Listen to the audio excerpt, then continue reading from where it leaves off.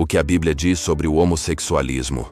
Nas sombras do deserto, onde a areia guarda memórias de impérios e profetas, jazem histórias seladas pelo tempo.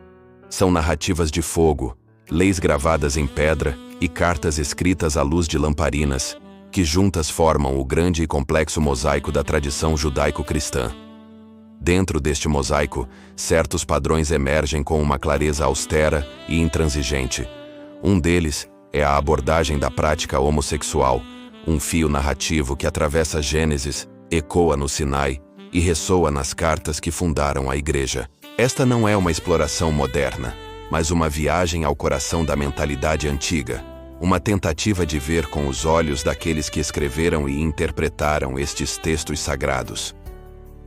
Das planícies fumegantes de Sodoma aos corredores filosóficos de Roma, esta é a história de uma proibição fundamental, contada através de suas cenas mais impactantes e de suas leis mais severas. Se você está gostando do nosso canal, curta, se inscreva e compartilhe esse conteúdo. A cidade ferida e o fogo celestial. Nossa história começa na fértil planície do Jordão, onde 5 cidades-estado prosperam em riqueza e arrogância. 2 delas, Sodoma e Gomorra, tornam-se o epicentro de uma narrativa que marcaria a consciência ocidental para sempre. O livro do Gênesis nos conta que o clamor contra elas havia se tornado grande diante de Deus. Não era apenas um pecado, mas uma corrupção sistêmica, um grito de injustiça que subia aos céus. A cena se materializa com a chegada de 2 estranhos de beleza sobrenatural à porta de Sodoma. São anjos em forma humana. Ló, sobrinho de Abraão, os acolhe em sua casa, cumprindo o sagrado dever da hospitalidade, um pilar da cultura do Oriente Antigo. Mas, ao cair da noite, a verdadeira natureza da cidade se revela. A casa de Ló é cercada, não por um pequeno grupo, mas por todos os homens da cidade, dos mais jovens aos mais velhos. A exigência deles é brutal e direta, registrada em Gênesis 19:5. Onde estão os homens que entraram esta noite em sua casa? Traga-os para fora, para que possamos conhecê-los. O verbo hebraico aqui é yada, que embora possa significar conhecer em um sentido geral, neste contexto de coerção e luxúria, é universalmente entendido pelos intérpretes clássicos como um eufemismo para o conhecimento carnal, especificamente o estupro em grupo. A transgressão de Sodoma, neste momento climático, não é apenas a falta de hospitalidade, é a sua inversão violenta. É a ânsia de dominar, humilhar e violar o estrangeiro através da subjugação sexual. A tradição judaica, em textos como o Talmud e o Midrash, expande a maldade de Sodoma para muito além deste único ato. Os rabinos pintam um quadro de uma sociedade legalmente corrupta, onde a crueldade era a lei e a caridade, um crime. Eles contam histórias de juízes que pervertiam a justiça e de uma população que se deliciava com o sofrimento alheio. O ato contra os anjos não foi um incidente isolado, mas o sintoma final e mais putrefato de uma doença moral que havia consumido a alma da cidade. Livros apócrifos, como o Livro dos Jubileus, reforçam essa visão, afirmando que a destruição veio por causa da fornicação, impureza e corrupção.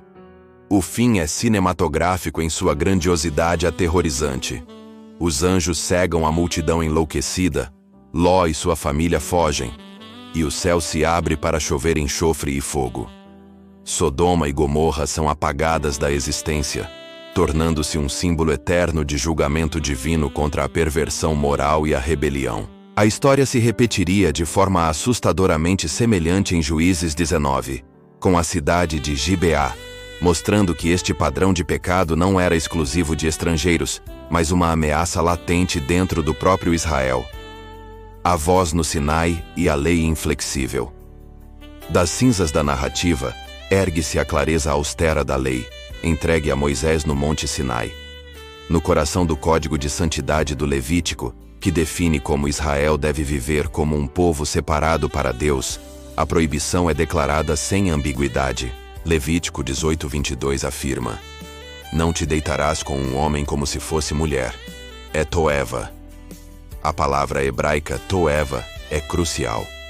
Frequentemente traduzida como abominação, ela significa mais do que apenas algo impuro ou sujo. Denota uma repulsa intrínseca, algo que viola a ordem divina da criação. Está frequentemente associada a práticas idólatras e pagãs das nações vizinhas, das quais Israel deveria se manter afastado a todo custo.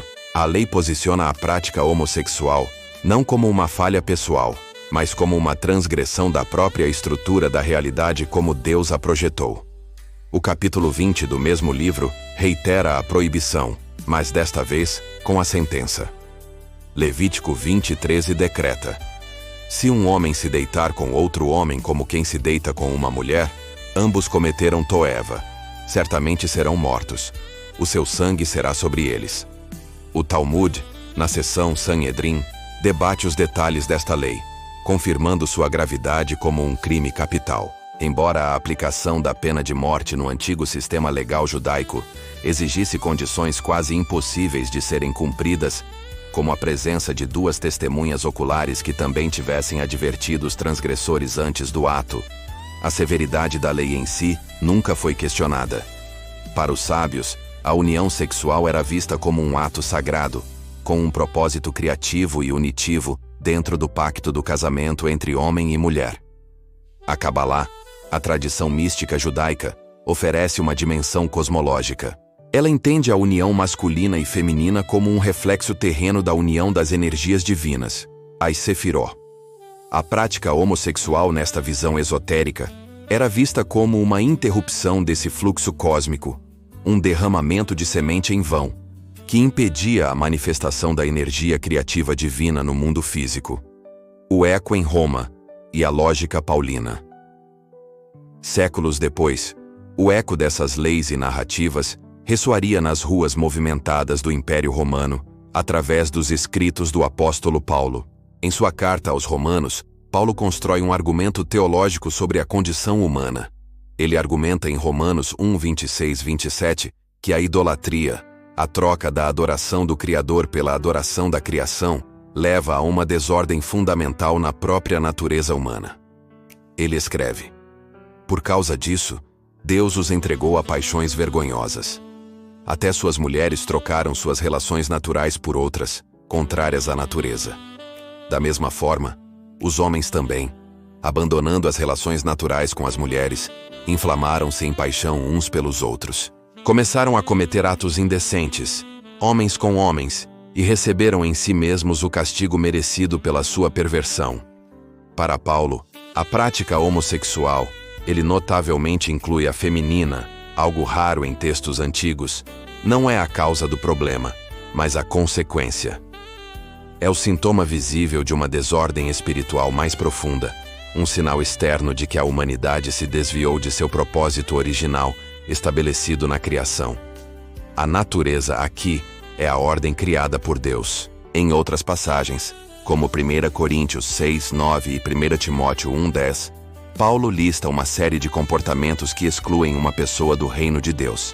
Nestas listas, aparecem 2 palavras gregas controversas, malakoi e arsenokoitai.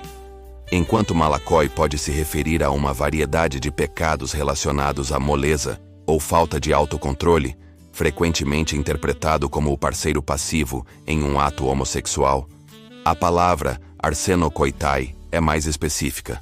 É uma palavra composta, provavelmente cunhada pelo próprio Paulo ou seus contemporâneos, tirada diretamente da tradução grega do Levítico: arsen, macho, e koitis, cama, deitar-se. É, literalmente, homens que se deitam com homens. A condenação, portanto, é um elo direto com a lei do Antigo Testamento. Ao percorrer a paisagem textual da Bíblia e da tradição judaica, emerge um retrato consistente e severo. Não se trata de passagens isoladas, mas de uma condenação tecida em 3 fios principais: a narrativa, que associa a prática a atos de violência, colapso social e julgamento divino, como em Sodoma; a lei, que a proíbe categoricamente como uma violação da ordem sagrada da criação, digna da mais alta punição; e a teologia apostólica, que a interpreta como uma consequência externa de uma rebelião espiritual interna contra Deus. De Gênesis a Paulo, de Sodoma a Roma, O veredito dos textos sagrados é inequívoco, ecoando como uma advertência contra aquilo que consideravam uma fratura na ordem divina da criação. A história, selada com fogo, e a lei, gravada em pedra, formam um testemunho uníssono.